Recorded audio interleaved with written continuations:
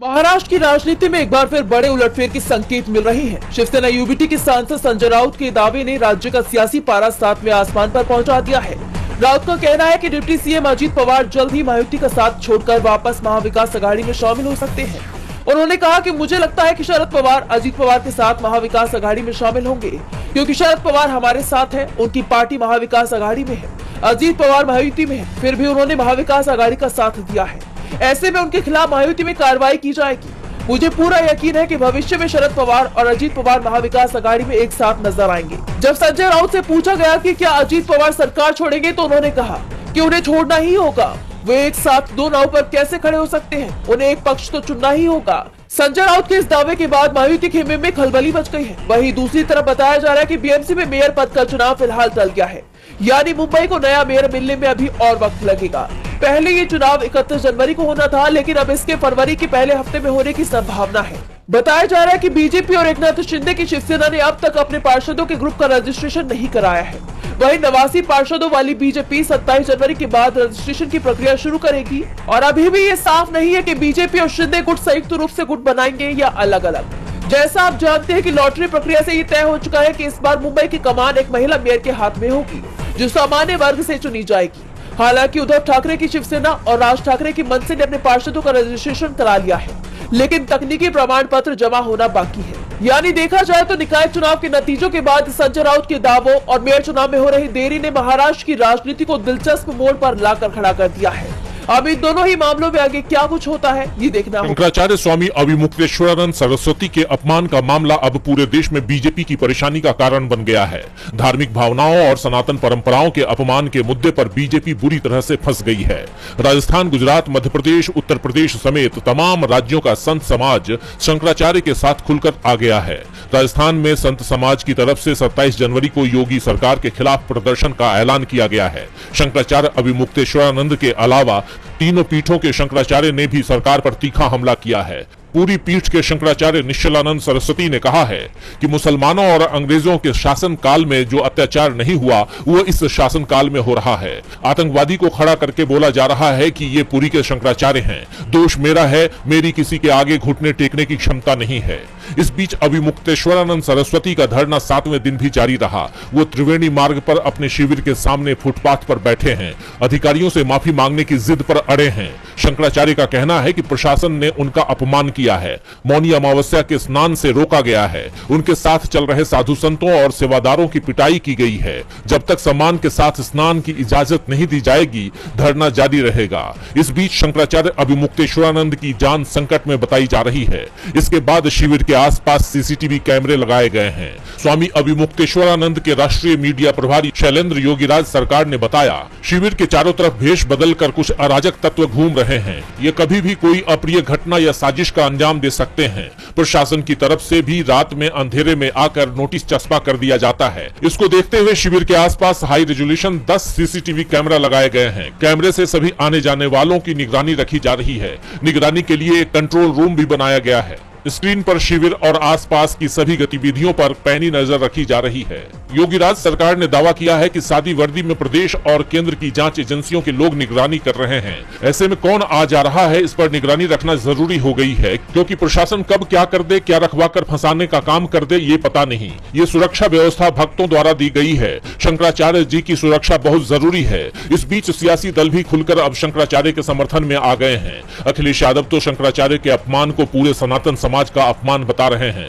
BJP से जांच की मांग की जा रही है, तो वहीं कांग्रेस भी खुलकर इसे लेकर बीजेपी पर हमले कर रही है। लखनऊ में कांग्रेस कार्यालय के बाहर पोस्टर लगा, जिसमें बीजेपी को चेतावनी देते हुए लिखा गया है कि जो गुरु या वेदाचार्य का अपमान करता है, वो भयानक नरक में गिरता है। गुजरात की राजनीति में इस समय वोट चोरी का मुद्दा गरमाया हुआ है। गुजरात कांग्रेस ने बीजेपी पर चुनाव जीतने के लिए नया और खतरनाक मॉडल अपनाने का आरोप लगाया। कांग्रेस का दावा है कि गुजरात में चुनाव आयोग ने मतदाता सूची को सुधारने के लिए ड्राफ्ट लिस्ट जारी की थी। इस पर आपत्तियां दर्ज करने की आखिरी तारीख 18 जनवरी थी। कांग्रेस का आरोप है कि 15 जनवरी तक सब सामान्य था, लेकिन आखिरी 3 दिनों में अचानक लाखों आपत्तियां यानी फॉर्म 7 जमा किए गए। अब इस पोस्ट पर राहुल गांधी की प्रतिक्रिया सामने आई है। राहुल गांधी ने इसे सुनियोजित और रणनीतिक वोट चोरी करार दिया। उन्होंने लिखा कि जहां जहां एसआईआर वहां वहां वोट चोरी।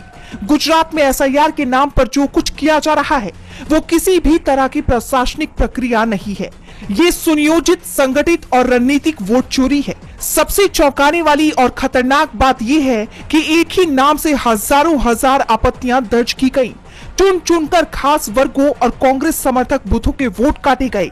जहां बीजेपी को हार दिखती है वहां मतदाता ही सिस्टम से गायब कर दिए जाते हैं। अपना हमला जारी रखते हुए राहुल ने लिखा कि यही पैटर्न आलंद में दिखा, यही राजूरा में हुआ और अब वही ब्लूप्रिंट गुजरात, राजस्थान और हर उस राज्य में लागू किया जा रहा है जहां एसआईआर थोपा गया है।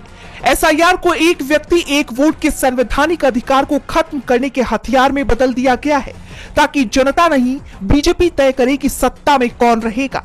और सबसे गंभीर सच्चाई ये है कि चुनाव आयोग अब लोकतंत्र का रक्षक नहीं बल्कि इस वोट चोरी की साजिश का मुख्य सहभागी बन चुका है। कांग्रेस और राहुल के इन हमलों ने साफ कर दिया कि पार्टी इस मुद्दे पर पीछे हटने को तैयार नहीं है। फिलहाल इन आरोपों पर बीजेपी की सफाई का इंतजार है, लेकिन इस विवाद ने आने वाले चुनाव से पहले एसआईआर की निष्पक्षता पर एक बड़ा सवाल खड़ा कर दिया है। समाजवादी पार्टी के मुखिया अखिलेश यादव ने केंद्र सरकार पर बड़ा हमला बोला है। उन्होंने सोशल मीडिया पर जनगणना को लेकर जारी अधिसूचना की फोटो शेयर की है। अखिलेश का दावा है कि सरकार जातिगत जनगणना के नाम पर देश के पिछड़ों और दलितों के साथ छल कर रही है। उनका कहना है कि जनगणना की इस अधिसूचना में जाति का कोई कॉलम ही नहीं है। अखिलेश ने सवाल उठाया कि जब कॉलम ही नहीं होगा तो फिर गिनती किसकी होगी। अखिलेश ने लिखा, जनगणना की अधिसूचना में जाति का कॉलम तक नहीं है, गिनेंगे क्या? जातिगत जनगणना भी भाजपा का जुमला है, भाजपा का सीधा फॉर्मूला है। न गिनती होगी, न अनुपातिक आरक्षण अधिकार देने का जनसांख्यिकीय आधार बनेगा। जातिगत जनगणना न करना पीड़ित समाज के खिलाफ भाजपाई साजिश है। आज भाजपा पर भरोसा करने वाले अपने को ठगा हुआ ही नहीं बल्कि घोर अपमानित भी महसूस कर रहे हैं। अखिलेश ने तंज कसते हुए कहा कि जब विरोध शुरू होगा तो भाजपा इसे टाइपिंग मिस्टेक बताकर पल्ला झाड़ लेगी। उन्होंने पूरी बीजेपी को छलजीवी और वचन विमुखी यानी वादे से मुकरने वाली पार्टी बताया। अखिलेश ने कहा कि अब बीजेपी का असली चेहरा जनता के सामने पूरी तरह बेनकाब हो चुका है। इसके साथ ही अखिलेश यादव ने पीडीए समाज से अपील की है कि वो अपने मान सम्मान और आरक्षण की लड़ाई खुद लड़े। राजनीतिक गलियारों में चर्चा है कि इस पोस्ट के जरिए अखिलेश यादव ने एक बार फिर जातिगत जनगणना के मुद्दे को उत्तर प्रदेश और देश की राजनीति के केंद्र में लाकर खड़ा कर दिया है, जहां सरकार के दावों और कामों में अंतर साफ नजर आ रहा है। विधानसभा चुनाव के नतीजे आने के बाद पहली बार आरजेडी नेता तेजस्वी यादव आरजेडी ऑफिस पहुंचे, जहां उन्होंने विधानसभा चुनाव में हार को लेकर बयान दिया और बीजेपी पर जमकर बरसे। तेजस्वी ने बीजेपी पर संवैधानिक संस्थाओं को हाईजैक करने का आरोप लगाया।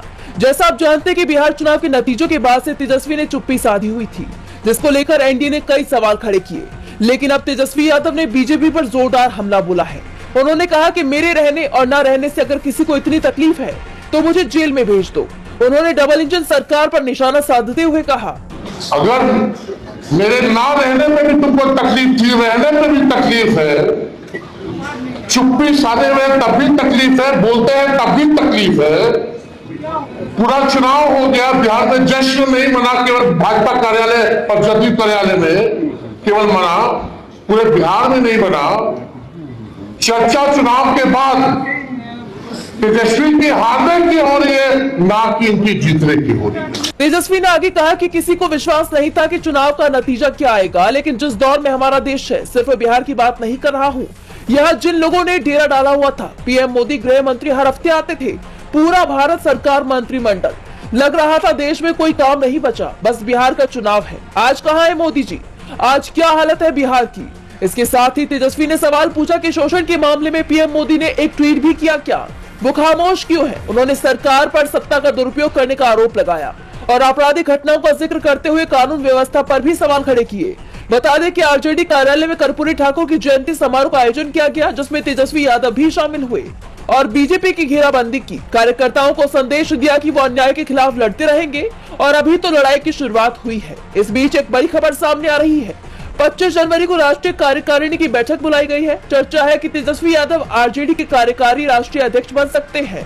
और यही वजह है कि एक बार फिर से तमिलनाडु में स्टालिन सरकार और राज्यपाल आर.एन. रवि के बीच मचा घमासान थमने का नाम नहीं ले रहा। सीएम स्टालिन राज्यपाल के रवैये को लेकर लगातार उन पर तंज कस रहे हैं। इसी कड़ी में अब एक बार फिर उन्होंने गवर्नर आर.एन. रवि की आलोचना करते हुए कहा कि राज्यपाल का आचरण मुझे दुखी करता है। वो विधानसभा में बार बार एक ही कारण को लेकर बाहर चले जाते हैं, जबकि उन्हें कार्यवाही में भाग लेना चाहिए। मैं राष्ट्र और राष्ट्रगान के प्रति गहरा सम्मान रखने वाला व्यक्ति हूँ और देशभक्ति पर हमें उपदेश देने की आवश्यकता नहीं है। दरअसल ये विवाद तब शुरू हुआ जब 20 जनवरी को राज्यपाल आर.एन. रवि ने उद्घाटन भाषण देने से पहले ही सदन से वॉकआउट कर दिया था और आरोप लगाते हुए कहा था कि विधानसभा में कार्यवाही के दौरान मेरा माइक्रोफोन बंद कर दिया गया, जिससे मैं अपनी बात नहीं रख सका। इसे लेकर सीएम स्टालिन का गुस्सा फूट पड़ा। आपको याद होगा कि हाल ही में उन्होंने राज्यपाल के अभिभाषण की परंपरा पर सवाल उठाते हुए कहा था कि राज्यपाल का हर साल सरकार द्वारा तैयार अभिभाषण पढ़ने से इनकार करना ठीक नहीं है। कई राज्यों में राज्यपाल इस तरह की समस्याएं पैदा कर रहे हैं। ऐसा केवल तमिलनाडु में नहीं हो रहा। 2021 में पदभार संभालने के बाद से रवि का सदन से ये लगातार चौथा वॉकआउट था। साल की शुरुआत में राज्यपाल की तरफ से सरकार का नीति वक्तव्य पढ़ना एक प्रचलित परंपरा है। जब कोई राज्यपाल बार बार इस परंपरा का उल्लंघन करता है तो स्वाभाविक रूप से ये सवाल उठता है कि ऐसा नियम परंपरा आखिर क्यों मौजूद होनी चाहिए। अब डीएमके संसद में समान विचारधारा वाली पार्टियों के समर्थन से संविधान में संशोधन के माध्यम से उन प्रावधानों को हटाने का प्रयास करेगी जो साल की शुरुआत में राज्यपाल के अभिभाषण को अनिवार्य बनाते हैं।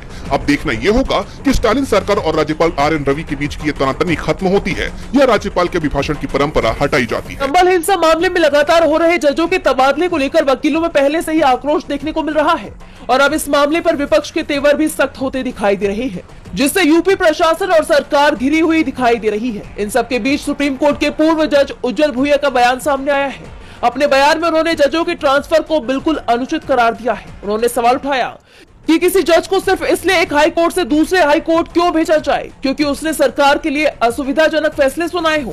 क्या इससे न्यायपालिका की स्वतंत्रता प्रभावित नहीं होती और क्या इससे कॉलेजियम सिस्टम की निष्पक्षता और साख पर सवाल नहीं खड़े होते। हालांकि उन्होंने अपने बयान के दौरान संबल में हो रहे सीजेएम के तबादले मामले का जिक्र तो नहीं किया, लेकिन उनका ये बयान उसी वक्त आया है जब सीजेएम के तबादले को लेकर बवाल मचा हुआ है। सिर्फ पूर्व जज का ही नहीं बल्कि कांग्रेस का भी गुस्सा फूटा है। कांग्रेस नेता पवन खेड़ा ने बीजेपी पर निशाना साधा था और आरोप लगाया था कि सरकार न्यायपालिका पर अपना कब्जा चाहती है। उन्होंने कहा कि सीजेएम ने अनुज चौधरी समेत कई पुलिस कर्मियों पर एफआईआर के आदेश दिए थे, जिसके बाद जज का तबादला कर दिया गया। फिर संबल में एक नए जज की तैनाती की गई, लेकिन जब वकीलों का दबाव पड़ा तो चुपचाप उन्हें भी हटा दिया गया। यही नहीं, इस मामले पर सपा प्रमुख अखिलेश यादव का भी गुस्सा फूट पड़ा। उन्होंने बीजेपी सरकार को निशाने पर लेते हुए कहा कि पीडीए पर जुल्म किया जा रहा है। तबादले सुशासन के लक्ष्य से होने चाहिए, सत्ताधारी की विचारधारा के पालन पोषण के लिए नहीं। यानी साफ है कि संबल में लगातार हो रहे तबादलों को लेकर सरकार घिरती जा रही है।